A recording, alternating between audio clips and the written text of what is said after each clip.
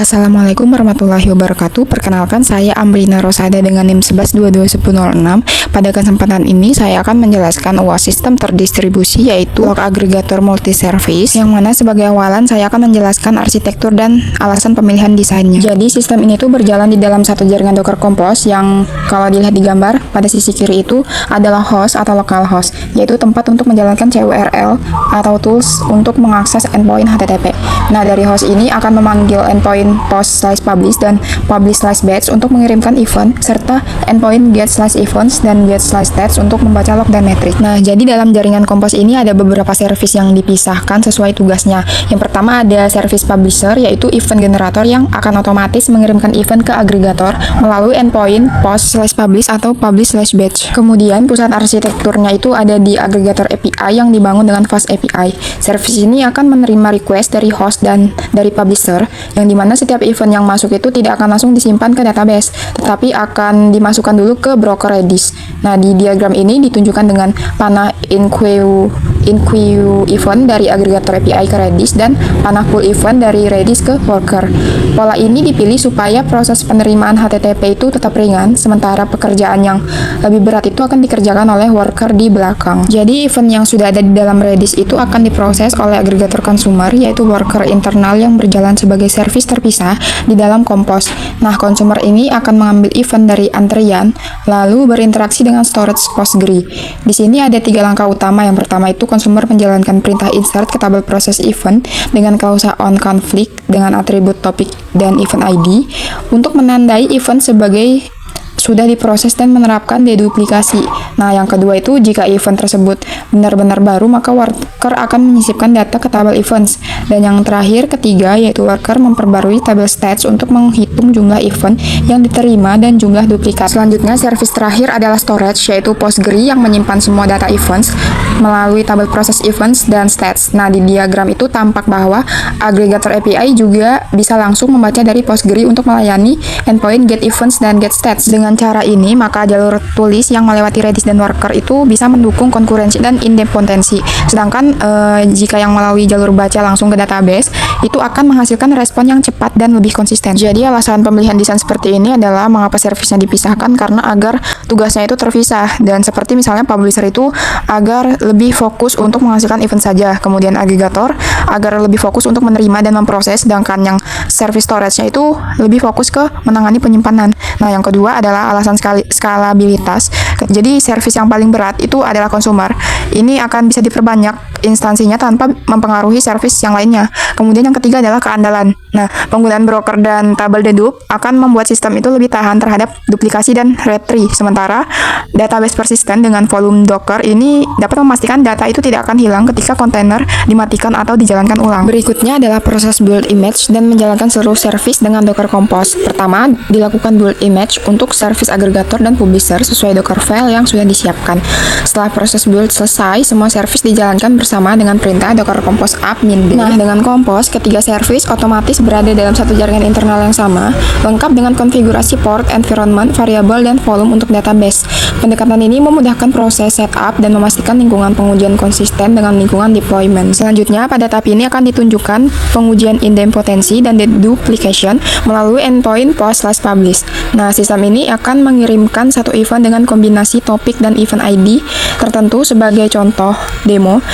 Kemudian pada pengiriman pertama, responsnya menunjukkan bahwa event diterima dan diproses sebagai event baru. Setelah itu, event yang sama akan dikirimkan ulang beberapa kali dengan pilot yang sama, dan terlihat bahwa respon API-nya itu memperlihatkan setiap permintaan yang diulang itu akan menambahkan jumlah duplikat, sementara prosesnya itu tidak akan bertambah lagi. Kemudian pada bagian ini akan ditunjukkan tabel proses event yang memiliki kolom seperti ID, topik, event ID, dan proses add atau waktu proses. Setelah dilihat pada tabel proses event, bagian indeksnya itu menunjukkan bahwa kombinasi topik dan event ID itu harus unik. Selanjutnya ini adalah kode untuk endpoint/publish dan endpoint/publish/batch. Selanjutnya kita mengecek cek bagaimana nilai statistik sebelum dilakukan pengiriman event dalam jumlah yang besar. Nah, terlihat bahwa total event yang diterima adalah 777 dan yang unik diproses adalah 537 dan duplikat yang di drop adalah 240, sehingga total duplikat rate-nya adalah kurang lebih 0,30%. Dapat dilihat dalam keadaan normal throughput totalnya 1,75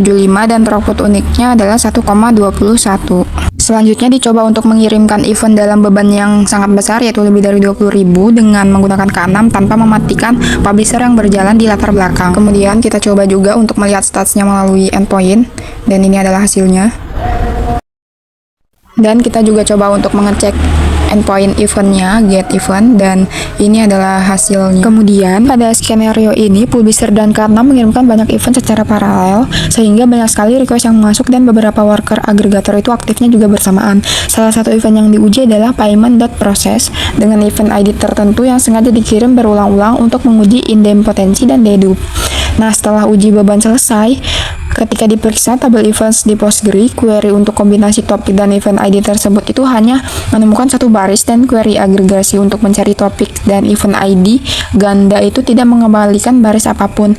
Hal ini menunjukkan bahwa meskipun ada banyak sekali event yang duplikat di bawah konkurensi, hanya ada satu event yang tersimpan, sementara sisanya itu terdeteksi sebagai duplikat oleh mekanisme idempotensi yang berbasis constraint unik untuk perintah insert on conflict do nothing, sehingga data tetap konsisten. Baik, selanjutnya kita akan membuktikan apakah datanya itu persisten menggunakan via volumes. Nah, di sini kita coba memasukkan Docker Compose PS untuk melihat status kontainer di dalam project Docker Compose tersebut.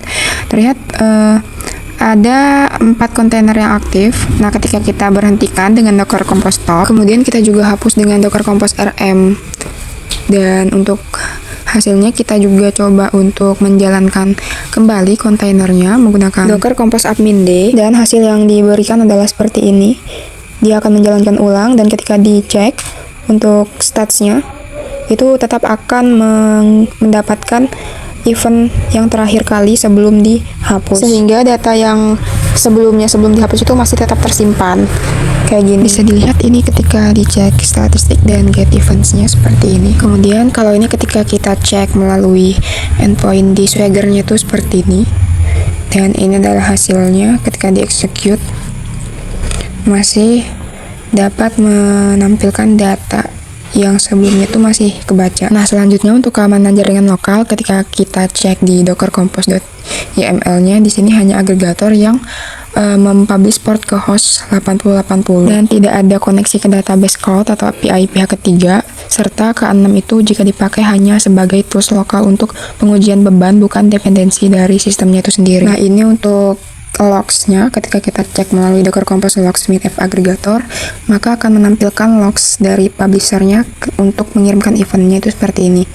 Nah, di sini ada yang 200 opt itu tandanya berhasil mengirimkan event, tetapi kalau tidak ada pesan 200, itu berarti ada yang duplikat seperti itu. Kemudian terakhir kita melakukan pengujian testing, yaitu tes integrasi dan unit test. Nah, di sini ada total 16 tes. Ketika di testing itu semuanya berhasil seperti ini. Sebagai kesimpulan, sistem ini menggunakan Postgre karena mendukung transaksi yang kuat dan menyediakan constraint unik, sehingga proses penulisan log itu bisa dapat dilakukan secara atomik dan mekanismenya untuk deduplikasi itu bisa diterapkan langsung di level basis data. Kemudian Redis itu digunakan sebagai broker untuk menampung event sementara dan memisahkan alur penerimaan HTTP dari proses consumer, sehingga publisher tidak bergantung pada kecepatan worker dan sistem itu lebih tahan terhadap lonjakan beban. Nah, selain itu pemisahan publisher, agregator, dan broker serta storage ke dalam service terpisah ini akan membuat tiap komponen dapat lebih mudah untuk diskalakan, diganti, dan diuji secara mandiri tanpa mengganggu bagian yang lain. Mungkin cukup sekian penjelasan dari saya, kurang lebihnya mohon maaf. Wassalamualaikum warahmatullahi wabarakatuh.